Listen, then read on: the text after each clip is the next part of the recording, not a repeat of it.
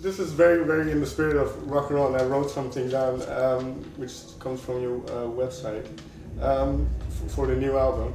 It's a furious declaration of all that means that it means to feel truly alive in the service of the great spirit of rock and roll. Oh, thanks, mate. Well, I didn't write it down. Oh, okay. Yeah. Do you think the spirit of rock and roll it's kind of declined since the 70s, 80s? Well, I mean, here and there, you know, things have changed along the way. Like the music industry's changed quite dramatically. You know, like with the way everything is and stuff, like with record sales and all that sort of stuff, and 360 deals and all these sorts of things that are different. But the one thing that hasn't changed is the live shows. Like today, we're playing, and then Motorhead plays. Like you wouldn't find us, back in the late 70s or 80s, but you would have found, Motorhead or Hawkwind, playing. So, Black Sabbath are about to put out a new album.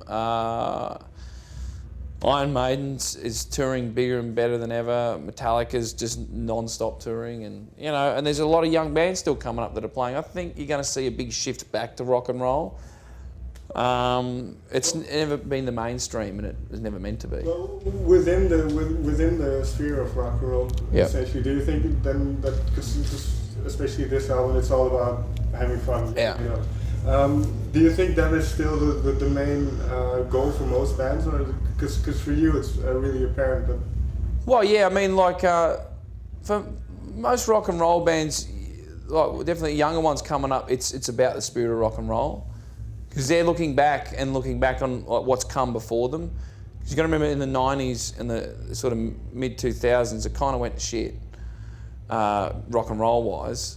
You still had the big bands still playing, but the young bands that were coming up weren't playing that kind of music. They were playing something else, more grungy sort of stuff, which isn't rock and roll. It doesn't have a beat to it or anything like rock and roll does. And it's generally it's like emo sort of stuff where it's all depressive and negative. But now what you're finding is if people are sort of over that, kind of want to have a good time again and have a few beers, and why are we sitting around crying all the time? When we come out as a band, when we started, we were amongst all these emo bands all the time. We were just like, I don't get this shit. We got my Black Sabbath record, and I got my Led Zeppelin, my AC/DC, and they've got whatever it is they're listening to. And I remember just going, nah, fuck it, we're going to keep playing rock and roll. And every time we did, people had a good time. They said there should, more bands should be like you guys. I'm like, well, there is. You just got to go find them. Okay. Yeah. Well, this is very, very much the spirit of the album. Yep. How does it come through in your approach to the music and songwriting? Oh, we always just think, we always think about the crowd. We think about what, when we're playing and we're coming up with a riff and that, we're riffing away, and we think, what will the crowd do? Will they think this is shit? Or will they think this is good? Or like when we first played our first show, which is in front of like nobody at the Criterion Hotel in Warrnambool, in our hometown, we played to the security guard and the other band that was playing after us and the bar manager. And so we'll kind of think, what would those guys think? And the other guy in the bar stool, would he like it? Because when we played there, they liked what we did. So we just sort of think, well, you always got to remember when you started, because that was when the spirit of the band was, and you can't sort of get too far down the line and be like some of those bands with all the backing tracks and all that sort of stuff. We're never going to be that kind of band. We will always keep it very much down to the core of what we're about, and we just always go, is it rockin'? Yes. Does it kick ass? Yes. Can people drink and fuck to it? Yes. Great. Generally, that's our sort of little criteria. Well, what was that gig like, the one? At the Criterion Hotel? It was actually really good. It was the first show, and we were nervous as hell.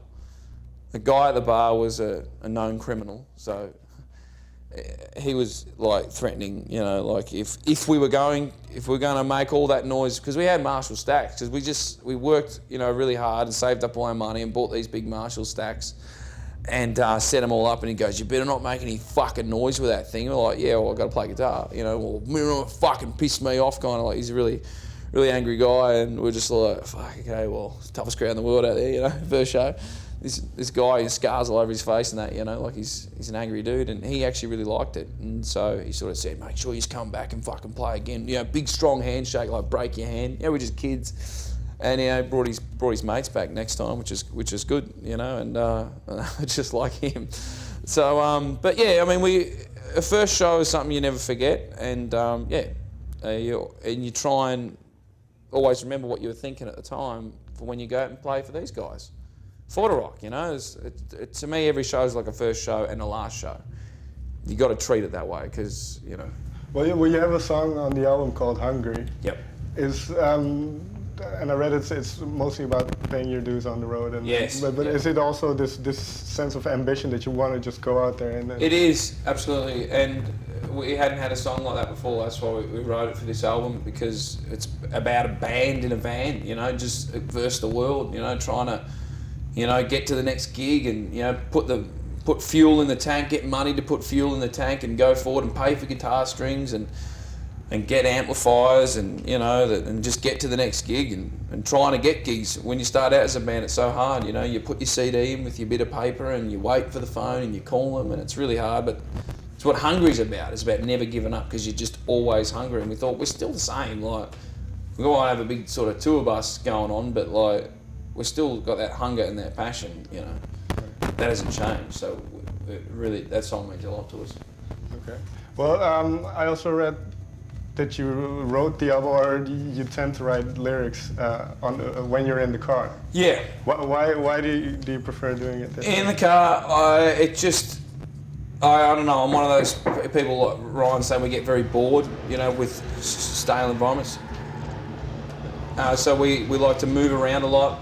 You know, we like to have the environment changing a lot, so and it's just something about driving and with the riff and stuff, and you driving along, you know, I might even have the guitar in the front seat and Ryan might be driving, you know, and then we'll just be driving around, just fucking going, oh yeah, this is that, write this down, sing this idea, and I don't know, that's what we do. We burn a lot of fuel, but it's good though, because I don't know, it's just something to do. It's just a strange way. And then we found out that David Lee Roth does it. Okay.